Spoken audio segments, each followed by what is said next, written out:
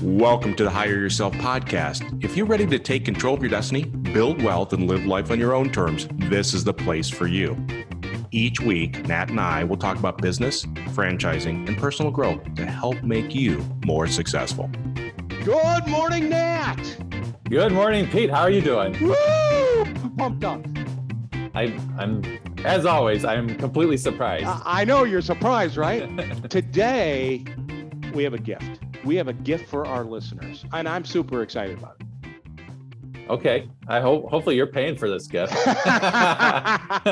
Well, a gift of knowledge is certainly something that we all want to share from a standpoint. And I thought what we'd do is I just got done reading and implementing some stuff from a great book. And I thought we'd talk a little bit about that book today. And it is specifically Tony Robbins' new book, Life Force. Have you read that? I have heard good things. I have ordered a copy. All right. So it is an exceptional book. And Tony, when he does it, he always does things right. So he brought together a whole bunch of doctors throughout the world, really with this idea of developing a game-changing book that really has new breakthroughs on precision medicine to transform the quality of your life. And it's absolutely amazing the stuff that he covers in this book.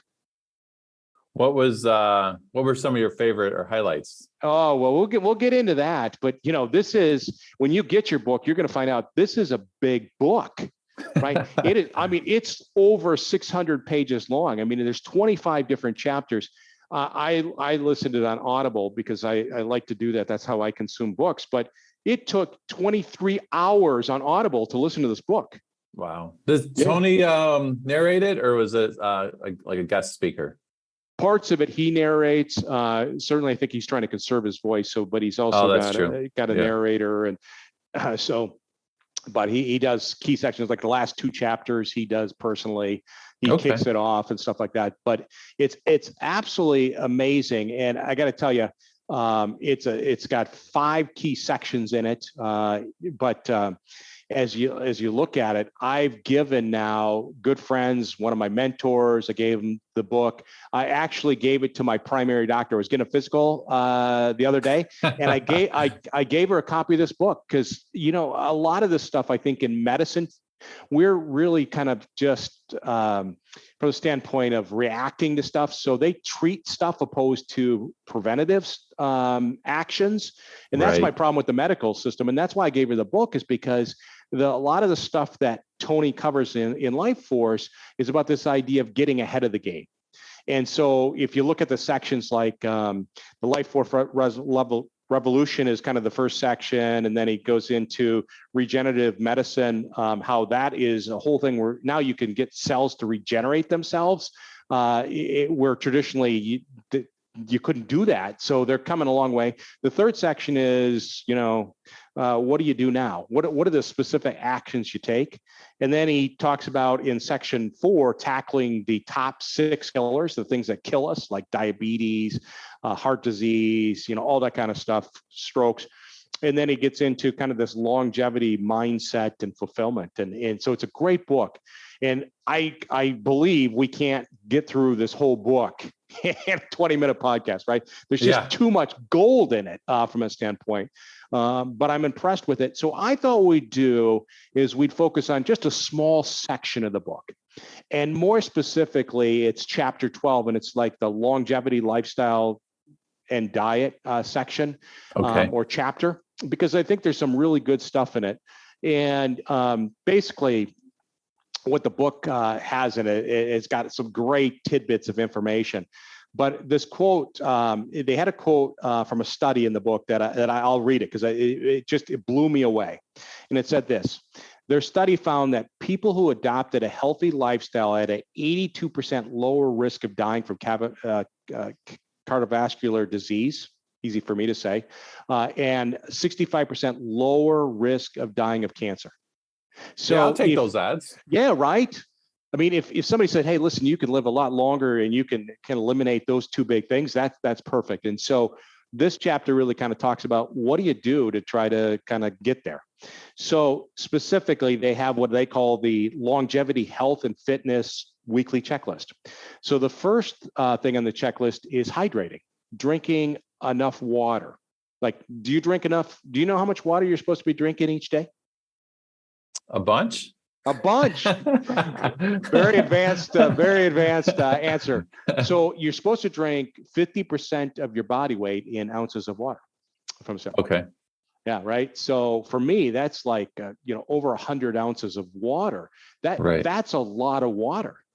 So could it be any kind of water? Like, when we were kids, we were used to drink out of the garden hose. Could it be that kind of water? Well, yeah, I guess if you want to drink out of a garden hose, go after it. I think it's more so where people, they're consuming fluid. So I'm drinking coffee, which is actually diuretic. It actually puts it in the wrong direction. Because, I consumed a lot of my fluids before reading this as coffee and tea and stuff like that. But bottom line is you need that water because that is the lifeblood of your body. I mean, we should have over 50% of our body is water, right? Yeah. I'm tracking a little bit below that. I measure it every day. And I can't, I'm still below normal and I'm drinking a lot of water. So trying to think about 100 ounces of water, it's hard to stay on pace with that. So what I did is I bought one of those big pitchers and I fill it up twice a day so that I know how much water I'm drinking because it's hard. Well, I heard, I was actually being kind of serious about my garden hose question because I heard that it's not just like water. It's like ideally, because people get really, really, really granular into optimizing the health. And so I don't know if it's like, reverse osmosis water or distilled water. I was kind of curious if he mentioned in the book, is there any special water that you're supposed to be having, or really not special water? I think he puts a little lemon in it or something, but it's really alkaline. I think the idea is just keep it simple. Hydrate. You gotta hydrate, right? And that's a big thing. Well, that makes it a little bit easier because then you can literally just water. It's like you don't have to go get some special water from right. Good the old mountains water. of something or another. Yeah, well, because I try to go through so much water, I've got one of those 5-gallon water dispenser things, and I get the spring water. So and I keep it right by my desk so that I'm always have access to water. But it takes a lot of work. You have to really be focused, and I got to say, I end up going to the bathroom more than I'd like to. But right. But I think that's the first one. The second one is eating foods closest to their natural source. And then we live in a world today with all these processed foods and stuff like that. It's so important that we kind of get away from eating all these processed foods because it's just bad. They've over-engineered food. Yeah. I have related to that this morning. You'd be proud of me. I actually ate a cantaloupe that I bought from a farmer. So I'm like, that's pretty close to the natural source because he grew it in his field. And then it's like farm to table. And then I cut it and ate it this morning. So it was awesome. I loved it. It tasted so good. Yeah, we've started now. We're in the season of, for lack of a better, we have a farmer's market where I live. And so we're now getting fresh vegetables and stuff like that. And so I always make the joke to my wife that I hated salads, but now what I say is I love salads. So I try to eat, a salad and try to eat stuff closer. But, it's hard because if you're on the go, these processed foods, they make it easier to do that. And they're addicting too, right? The sugar and the different things in the processed foods. All right. The third thing on the checklist is this idea of consuming more vegetables per day, like broccoli, sprouts, cauliflower, Brussels sprouts, kale, all that kind of stuff. Right? Yeah. So obviously, we all know the benefit of that, but that certainly helps reduce your risk of disease. Go figure. All right. Now come true with me. Do you do a pretty good job with that? No, I do a terrible job of that. I actually kind of like the more like keto or paleo, but that ends up being mostly like protein and stuff. Yeah. So I definitely neglect vegetables. Well, and they talk about that, right? Is the eating a high protein diet actually is really bad for you, right? Or you have a higher chance of disease. And Yeah. you were probably raised like me. We had meat with every meal, right? Meat, Right. potatoes, of some cases a vegetable. But I grew up on hamburgers and steaks and chicken and all that kind of stuff. And they really talk about eating the healthy proteins from like beans and stuff like that is so important.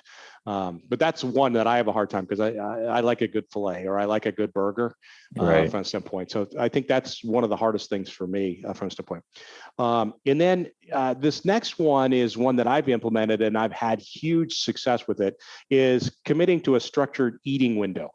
Okay. Or the term I guess most people would use with this is intermittent fasting. Have you done any intermittent fasting? I have, yes. I've been trying to not eat after like 6 p.m. And then a lot of times I'll have, limit my breakfast to like coffee and then have lunch. I know it sounds all kind of random, but it is kind of interesting to play around with that. Yeah. Well, one of the things I have an app called Noom, so I track everything that I eat. And I've been on this, just trying to live a healthier life. And I've done a really good job of losing weight and stuff like that. But I have also, and what supercharged me was this intermittent fasting. So I'm done eating by about 7 p.m., consuming calories, and then I don't go till at least till noon without anything, right? So just water, maybe a little bit of coffee. That has supercharged my my weight loss, but more importantly is my blood work. So for whatever reason, it allows your body to basically take a break. It's not always processing food. So I got on this doing the intermittent fasting, and yes, I've lost weight, which is great. But I just went in for my annual physical. I did the blood work, and my cholesterol had dropped so much, my doctor thought the test results were wrong. And I can attribute it to not eating less meat or anything else like that. What I can attribute, I probably eat some more vegetables, but the idea is the intermittent fasting, I believe, significantly changed my blood work or my chemistry. Yeah, that makes sense. Kind of gives your body time to repair itself or whatever it needs to do. Right, because instead of spending that energy trying to digest the food, it's like a SWAT team looking for where you got problems in your body. So it allows your body to rest and to recover from a standpoint. And I think that brings up the sixth one, or excuse me, the fifth one, which is stay consistent with your sleep. Right. And I'm a terrible sleeper from that standpoint. And this is the hardest one for me, is getting that sleep that you need. And it's not necessarily the total number of hours, which is important, but more specifically deep sleep and REM sleep. Do you ever try to figure out, like, I hear like about the melatonin at night or the also like the blue light from your phone or TV kind of messes up your sleep? Have you kind of experimented with any of that stuff? Yeah, I've been really working on it. I got one of those Aura rings, right? That tracks your sleeping. It's really, it's, like a lot of pro athletes use them. And I got one. And so it literally tracks my sleep, and it's confirmed I do suck at sleeping. But so there's technology now where you can measure it. And there's a whole bunch of different things, like, again, limiting lights in the room. Is the room cold enough? Are you going to bed at the same time every night? What's your exposure to blue lights, bad light before you go to bed? And so there's many different things you can do. I haven't experimented really with melatonin or anything else like that, but it is making key choices in your lifestyle that help support sleeping.